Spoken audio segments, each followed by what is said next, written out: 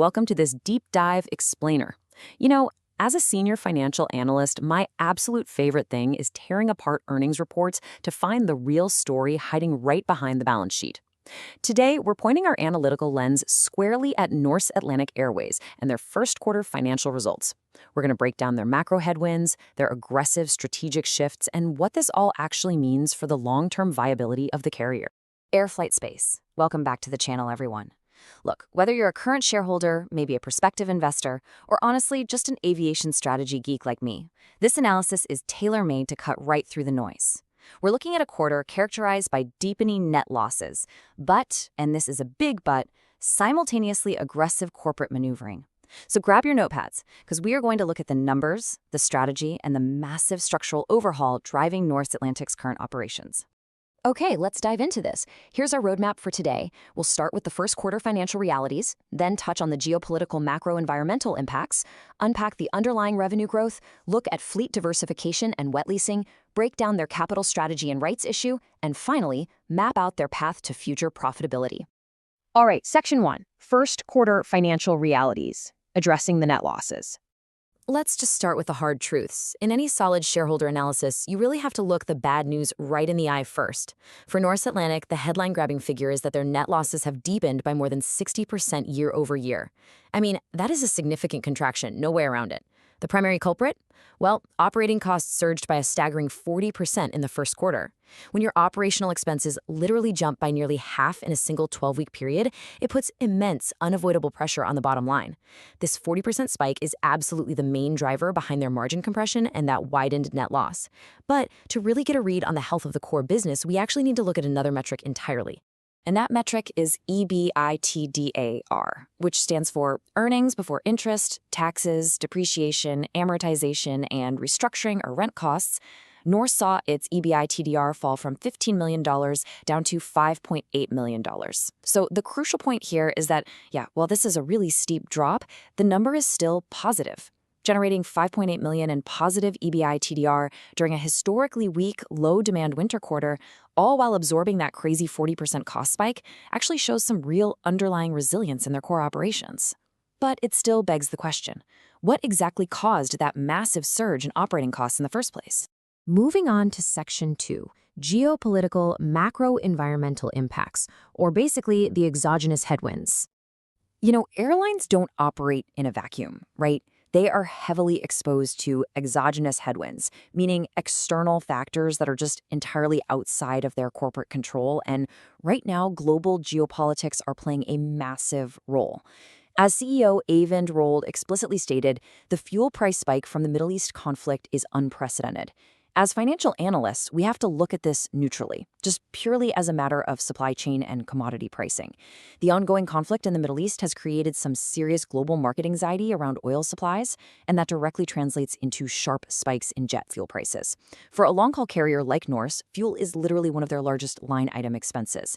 So this geopolitical reality directly and heavily impacted their current operational costs and overall profitability. And it's so vital to contextualize this by looking at the broader industry, because Norse is definitely not facing these challenges alone. These geopolitical, operational challenges are truly industry-wide. Take El Al, for instance. They believe they would have had a profitable quarter, if not for the closure of airspace and operational restrictions that ultimately pushed them into a Q1 loss. Even the major global players like Qatar Airways, while they did maintain a robust full-year performance, they still had to navigate some significant disruptions and airspace closures. So the macro environment right now, it's just a highly restrictive and expensive one for the entire aviation sector. Which brings us to Section 3, unpacking underlying revenue growth, where we'll strip away the noise.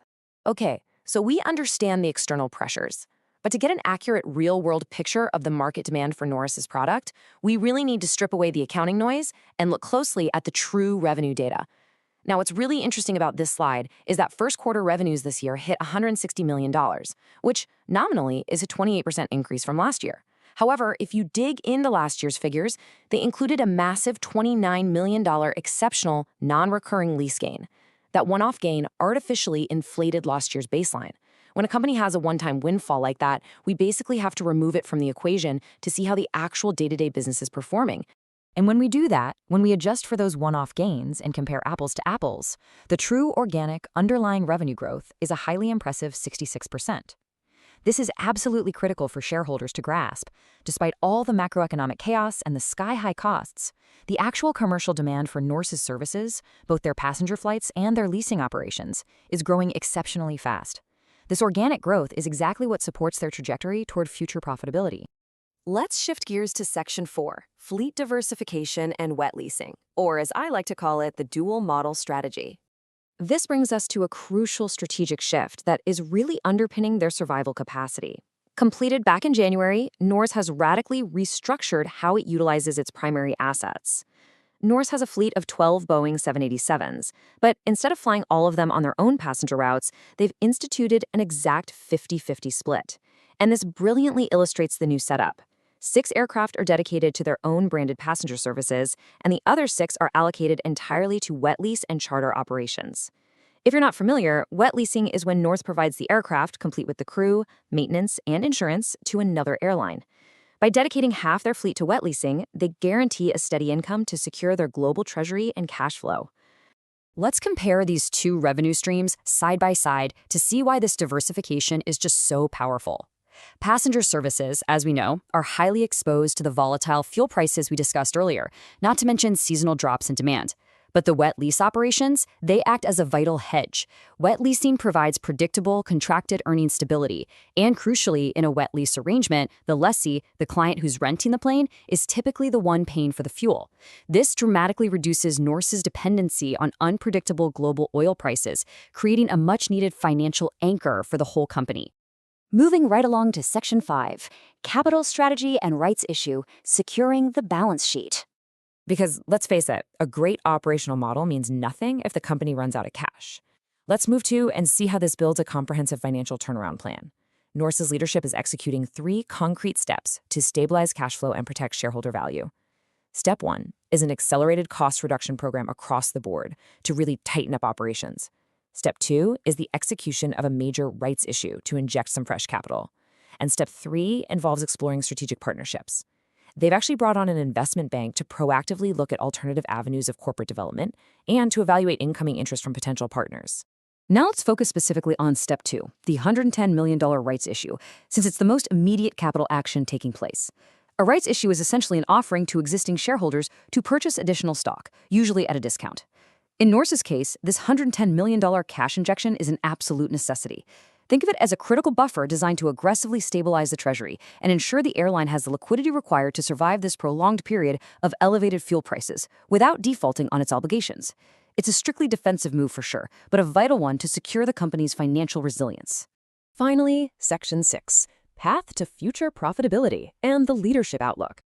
So what's the ultimate verdict here? We've seen the losses, the cost spikes, the organic growth, the fleet hedging, and now the capital injection. Well, the sentiment from leadership regarding the coming quarters is actually highly confident. CEO Even Rald views that positive $5.8 million EBITDA figure as a direct validation of their strategic shift to the dual business model. The executive belief right now is that the heavy lifting is done. The fleet is diversified, the cash is being raised, and the costs are being cut. They're maintaining a very clear trajectory, insisting that the airline is fully positioned to deliver profitable operations just as soon as global fuel markets and geopolitical conditions normalize. Which leaves us with this final, somewhat provocative thought to ponder. We've seen the data, right? The aggressive 66% underlying organic growth and that highly intelligent 50-50 fleet split securing the treasury. But with the Middle East conflict ongoing and fuel prices remaining so unpredictable, the ultimate question is, will Norse Atlantic's dual model strategy prove resilient enough to guarantee their long-term survival and unlock that promised profitability against ongoing global market volatility? I guess only the upcoming quarterly reports will tell us for sure. Thank you so much for joining me for this comprehensive explainer on Norse Atlantic's financials. If you appreciate this structured, no-nonsense approach to financial analysis, be sure to look out for our next breakdown. Until next time, Air Flight Space.